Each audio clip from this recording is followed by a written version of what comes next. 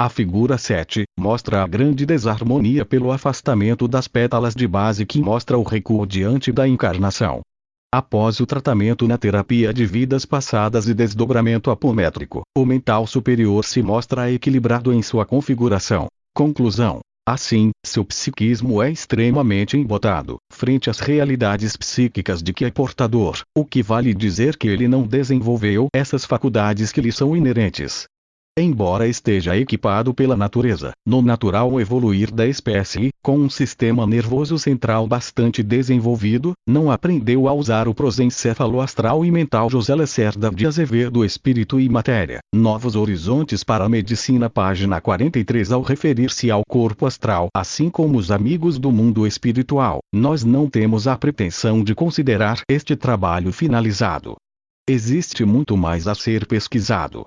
Cabe aos irmãos auxiliar nesta gratificante tarefa de verificação da utilidade prática do estudo do mental superior. De antemão, sabemos que este estudo pode fornecer 1. Diagnósticos precisos do paciente, facilitando o desdobramento apométrico pelo conhecimento prévio do foco problemático. 2. Acompanhamento visual da evolução dos casos atendidos, como forma de comprovação da eficácia dos tratamentos anímico-espirituais. 3. Rica fonte de informações sobre o ainda misterioso psiquismo humano. Que a bondade divina nos auxilie a prosseguir na seara do bem ao encontro da luz interior e da maior proximidade com Deus. Os níveis de consciência. Extraído de Toque Terapêutico, Márcio Godinho. Todo agregado espiritual se divide em níveis de consciência, que nada mais são do que arquivos de memória, informações que o ser, no decorrer de toda a sua evolução, arquivou.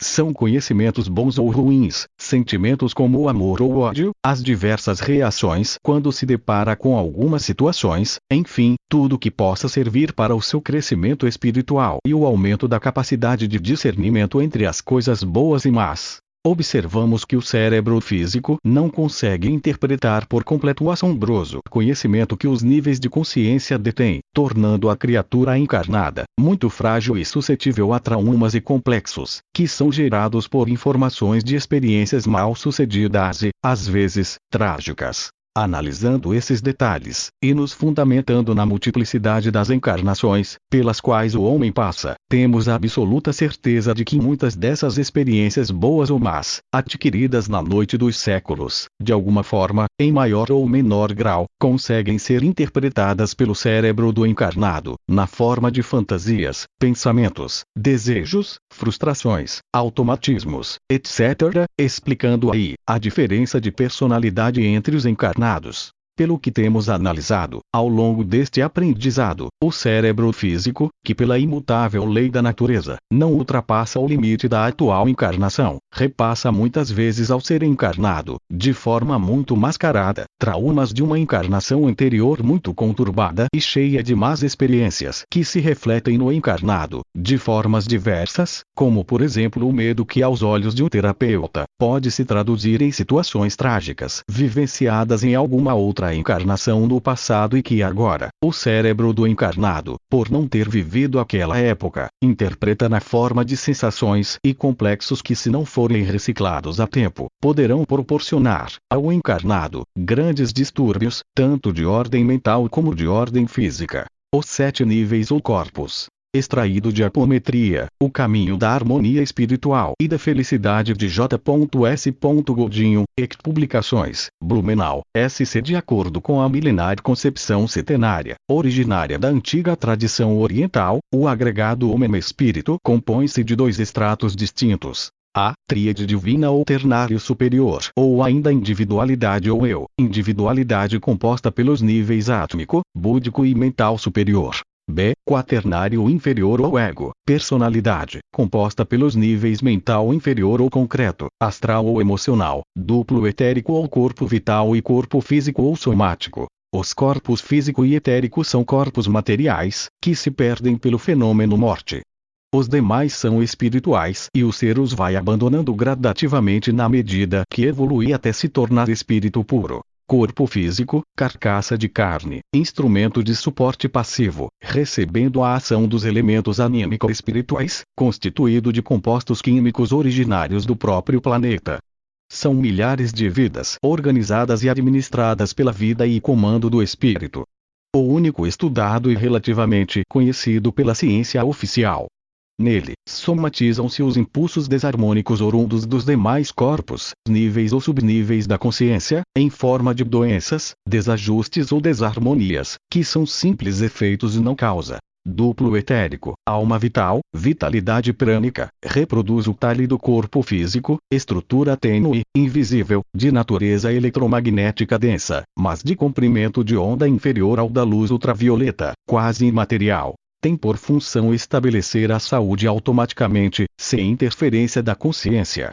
Distribui as energias vitalizantes pelo corpo físico, promovendo sua harmonia. O corpo etérico é o mediador ou elo plástico entre o corpo físico e o astral ou conjunto perispírito.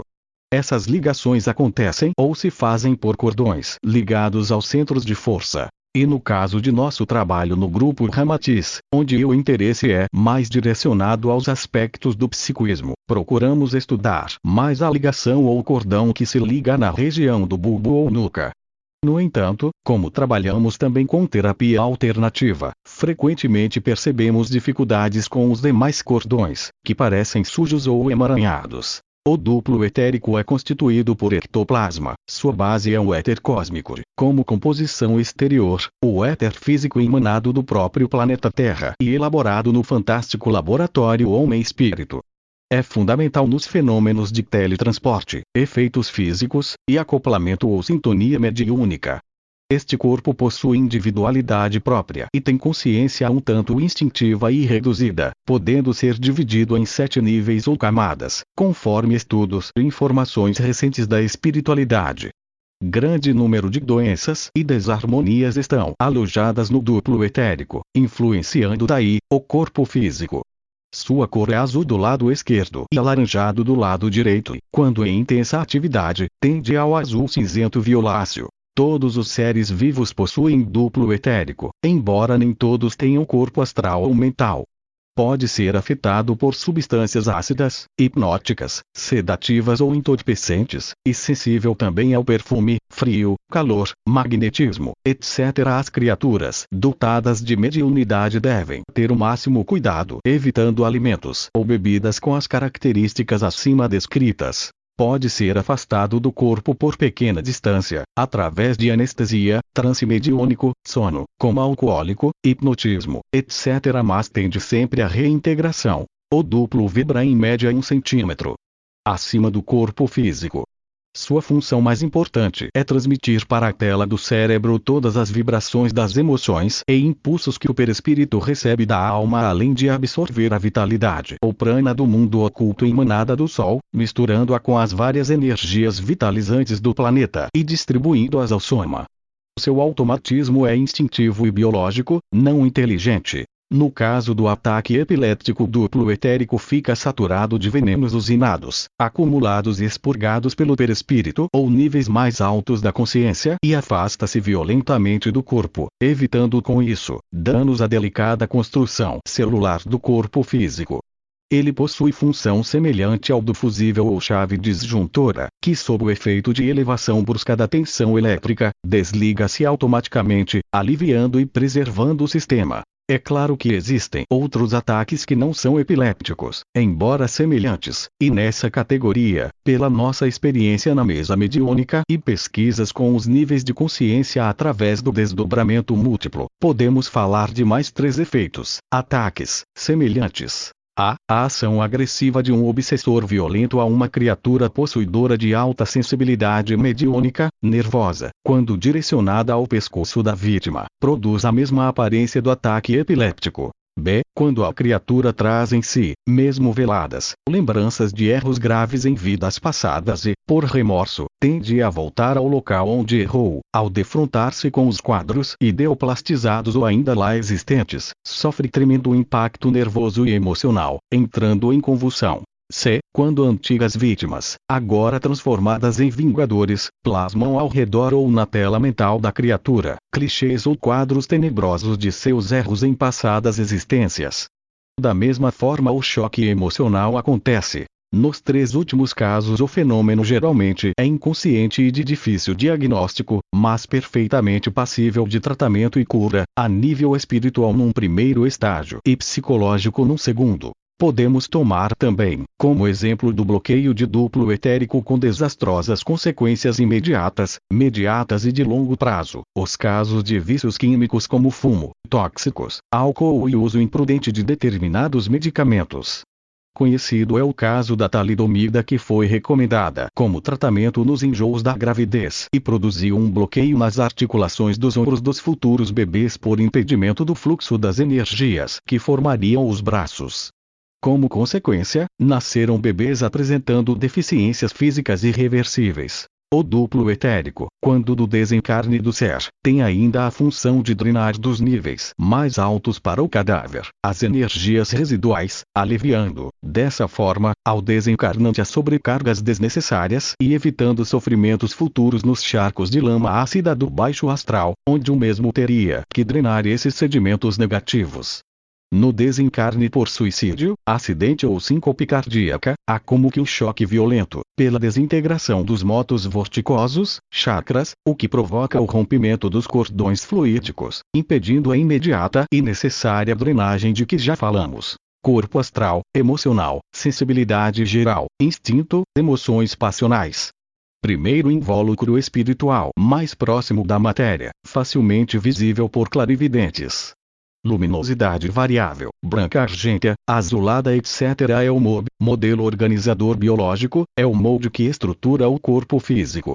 Observável por fotografias, vidência, moldagens, impressões digitais, tácteis e aparições fantasmagóricas. Todos os espíritos que incorporam em médiums, possuem esta estrutura corpórea sutil, necessária à sua manutenção no mundo astral.